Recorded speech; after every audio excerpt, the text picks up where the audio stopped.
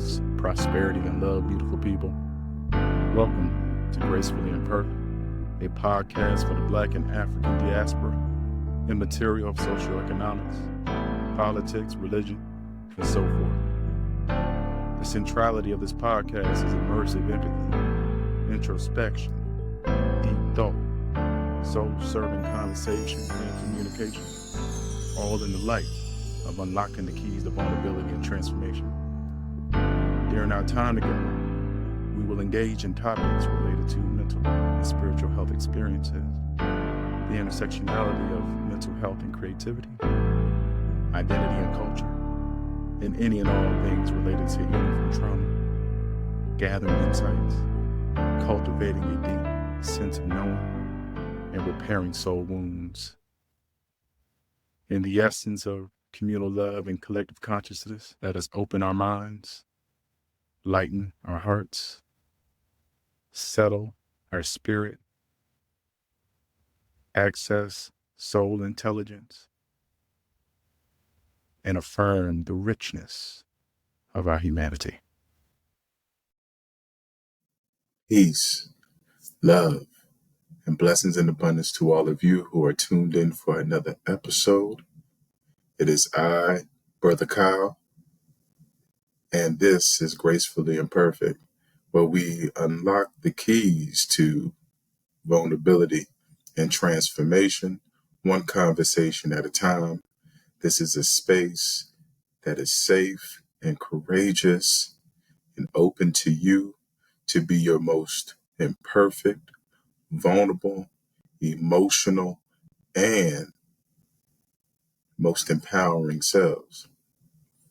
Wherever you are, wherever time zone that you in, I truly encourage you to connect with the messaging, the information, the stories, the underlying meaning, draw parallels, draw inspiration, apply your own context to whatever is being shared, and really try to explore and create so much space within your identity and your thought processes and your consciousness and your cognition so that you can walk away from this more enlightened, more awakened, more conscious, and ready to take on whatever is in front of you. I would like to also extend that Gracefully Imperfect is on Substack. Yes, it's on Substack. It's also on Spotify. It is also on Apple Podcasts. I know there's a lot of iPhone users, a lot of Apple lovers, so we are on there too. We are also on Amazon Music. And we have just added the podcast to YouTube.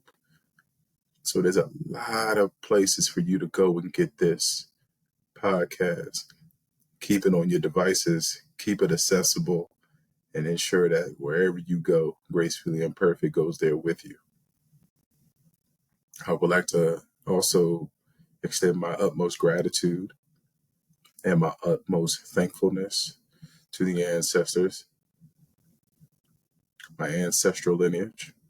If it wasn't for them, for their sacrifices, for their life, for their experience, for their love and the protection, and just them being so vital to the preservation of our bloodline, I would not be here. I would not be a father. I would not be a husband. And so for them, I am extremely grateful. And I welcome them into this space to provide me clarity and clearness, and to enhance and amplify my thinking and crystallize my words and my ideas and my perspectives, and help me be able to package it in a very succinct packaging. Last time we were here, y'all, talking about love. And I'm not going to, I would be extremely remiss if I did not say that I did not want to continue that conversation. I really did. And we will.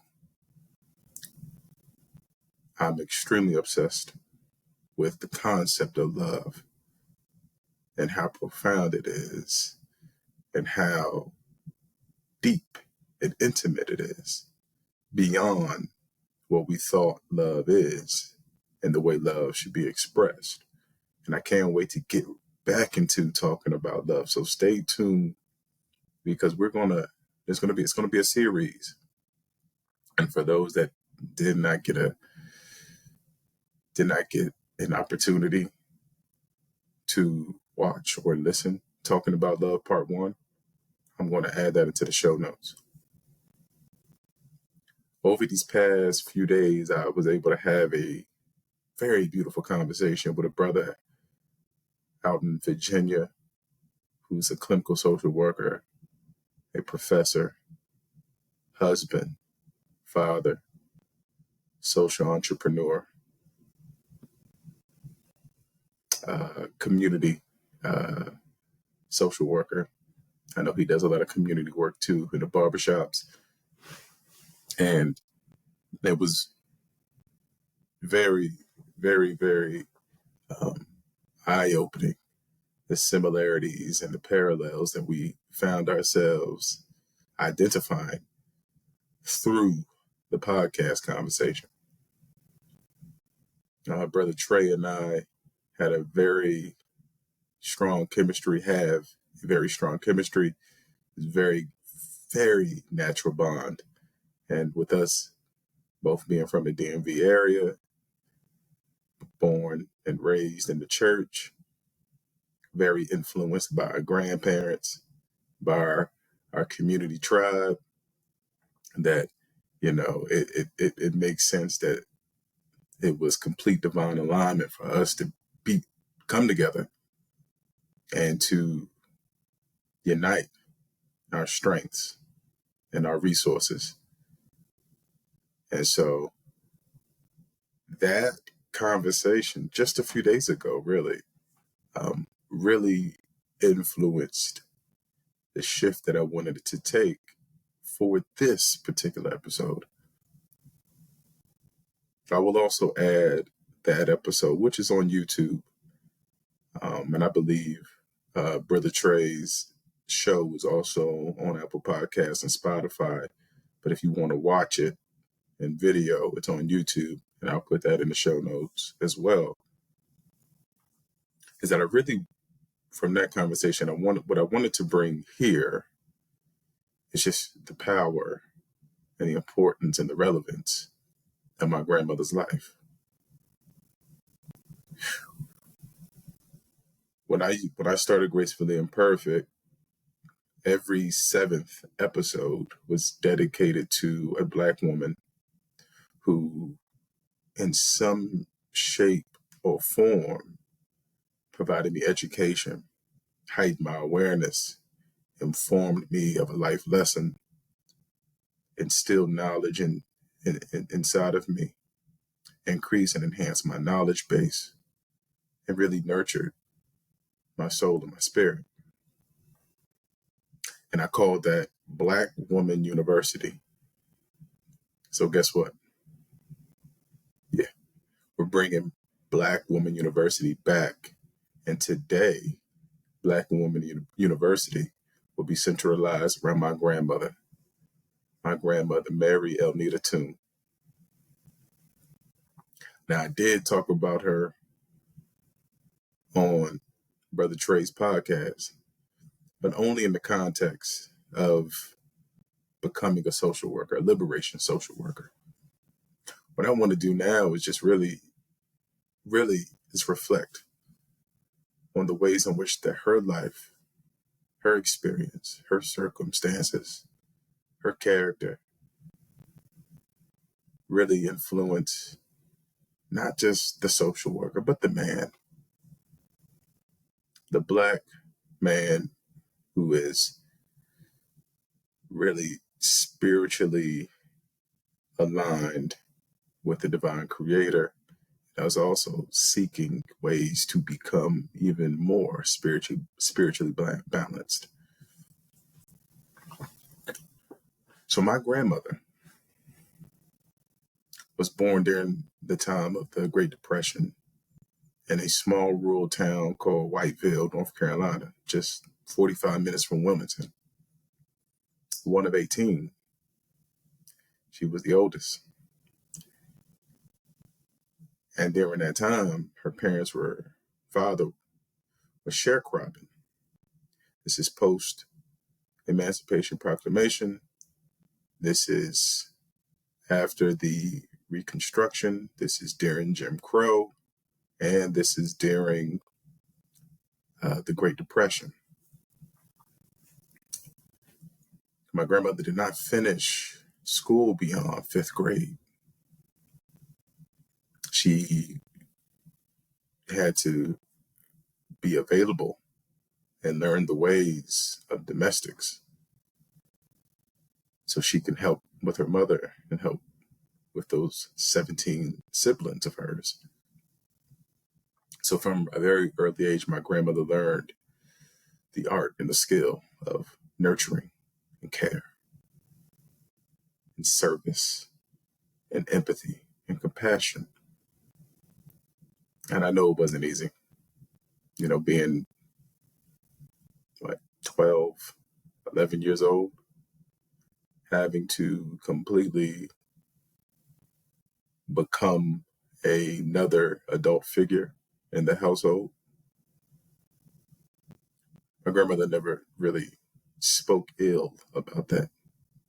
It was always just, it was in accordance with the family dynamics, and it was in support of the family process of helping and serving the family's needs and interests.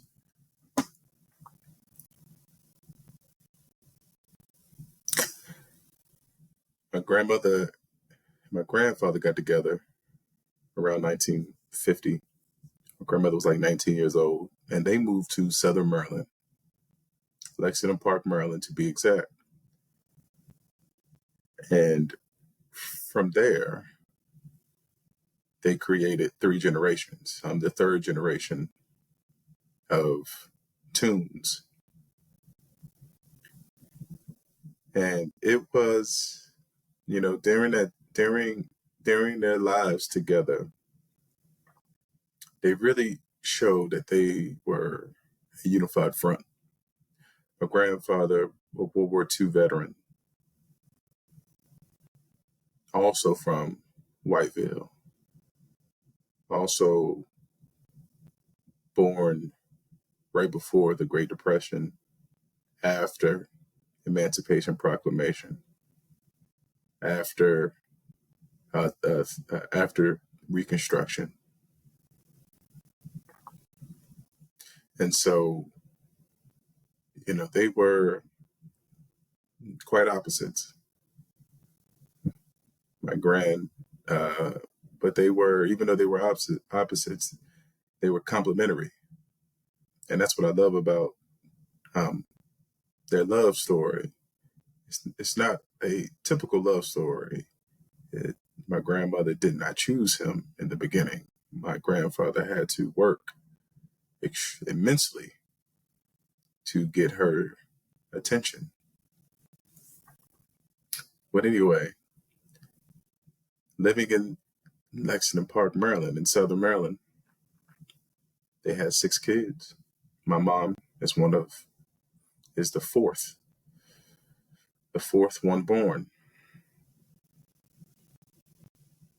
My grandmother, from the beginning of her time in Southern Maryland, she found complete solace in church. And so she immediately found First Baptist Church, which is now called First Missionary Baptist Church. And they found that church very early after relocating from North Carolina. And because growing up, my grandmother, the pillars of their life were family, uh, agriculture, church, townsfolk, community folk, right? And family. And not just them, also the family members outside of the home. So my grandmother, grandfather, they started creating a family. My grandmother found a church. And my grandmother was a very God-fearing woman, very sure and certain about having a very intimate and strong and durable relationship with God. She became a deaconess in training. I don't know the year, but what I do know is that she was a deaconess in training for a little over a decade. And they ain't really had no program of how to select a deaconess in training and train and educate them and then ordain them as a deaconess at that time. So my grandmother kind of went through just off the strength of being humbled and faithful. And she just followed suit because she knew that it was in alignment with God's purpose. After she became a deaconess, I think I may have been, it was before I was a teenager. I had to be between the ages of 10 and 12 when she became a deaconess. That's when I really saw my grandmother become so involved in such a centerpiece in the church that you could not utter the words First Missionary Baptist Church if you did not utter Deaconess Mary Toon. It was that serious. She never wanted to receive any accolades or any accomplishments or any praise. She would hold prayer circles. She was one of those. She would go with the deaconess to visit people on the sick and shut-in list. She was always planning an event at the church. She was part of the food ministry, so she cooked, sourced ingredients, served, and she was also part of the choir and one of the founding members of the very first choir to be created by First Missionary Baptist Church. So I got to see my grandmother serve people selflessly.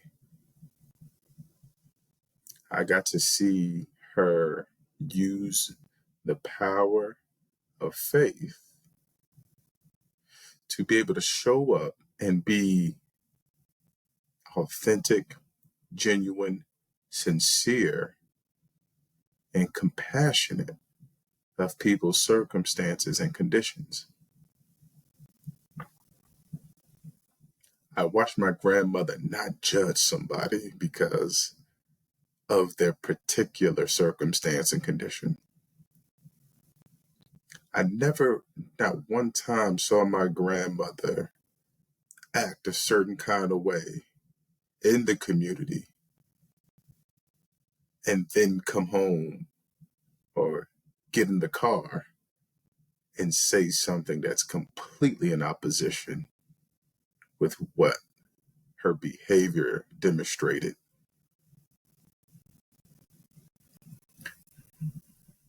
She was a very congruent and real Black woman. And yes, she had her faults. Absolutely, she did. Absolutely, she had her moments of confusion and stress and melancholy. Yes, temptation tempted her. All these things are very much real and are factors within human nature. But I, the grandson, I did not witness those things. The person that I saw in my world, in my small understanding and building of worldview, is my grandmother was an enigma. She was a mystic. She was the only person in my life in that time that showed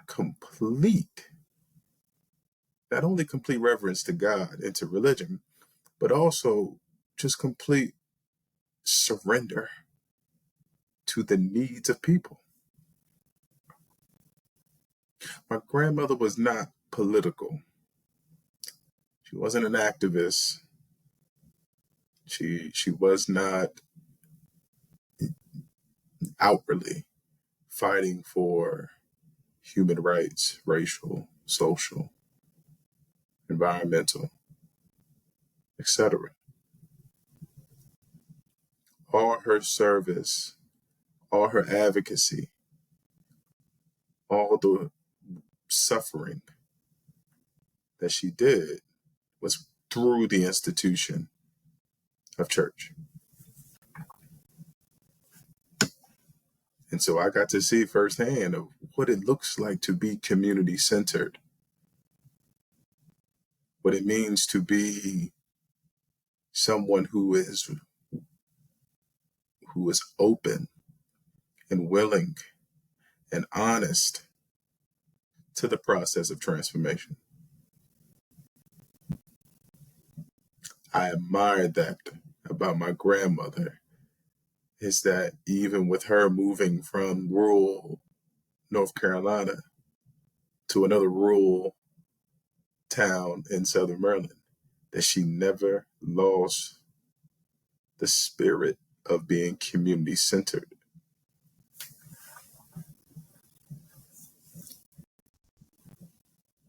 And so I've been thinking a lot about my grandmother Toon and how she has informed my character and personality, my consciousness. And I too now, I have a hunger, an insatiable hunger to be more connected with the divine, to be more connected with my ancestral lineage, to learn the stories of my ancestral lineage and the lores of my ancestors. I have become more understanding of how faith is and always will be the common denominator in all situations. And not just faith in a higher power, faith in the spiritual dimension, but also faith in yourself, because that's where it starts first. You are the foundation to extending that faith to a higher power, to the spiritual dimension. And she has taught me a great deal of being able to harness that spiritual power and channel it and leverage it and utilize it in a way that keeps your consciousness in full alignment to divine will and to your divine destiny. And so I want to openly and explicitly say that I am extremely grateful for my grandmother and that her impact is indescribable. Words really don't do it. I've learned that some of the ways in which to get through life, stressors, sometimes only just requires a sway in a rock. My grandmother was notorious for being in her rocking chair, and she would just go left or right. And she will hold herself, and she would go left and right, and she will close her eyes. Yeah, and she will hum. I'm not going to hum because she could actually sing, and I don't want to hurt nobody's eardrums, but she would hum. And she would just breathe. And when she opened her eyes, she was primed, postured, and in full enlightenment or whatever messaging, whatever clarity, whatever understanding she received. I used to watch my grandmother do that all the time. Times where I thought that she was asleep. And she would say, I'm just resting my eyes. And then there was times where, grandma didn't want to admit she was catching some Z's. There were also some times where she wasn't catching Z's and she was literally in a meditative stance. My grandmother taught me how to not only seek the love and the connection and the relationship with the higher power, but she also taught me how to connect to my inner essence, connect to the breath, connect to intuition, connect to the inner wisdom that permeates this energetic physical body that is extended from the ancestral memory, that knowledge bank that is immense and robust and comprehensive, and that is bestowed by the purpose, process, and intent and will of the divine. And so my grandmother taught me how to be still, know when to be still, always provide opportunity to create spaciousness for mind, soul, spirit to be in alignment, to refuel each other. Know when to press the refresh and the restart. And also know when to say enough is enough. I wrote a poem for my grandmother last year. And when I wrote this poem, it was at a time where there was just so much contemplation, so many worries, so many concerns, so many questions. And this is me pleading to her for counsel, advice, and guidance.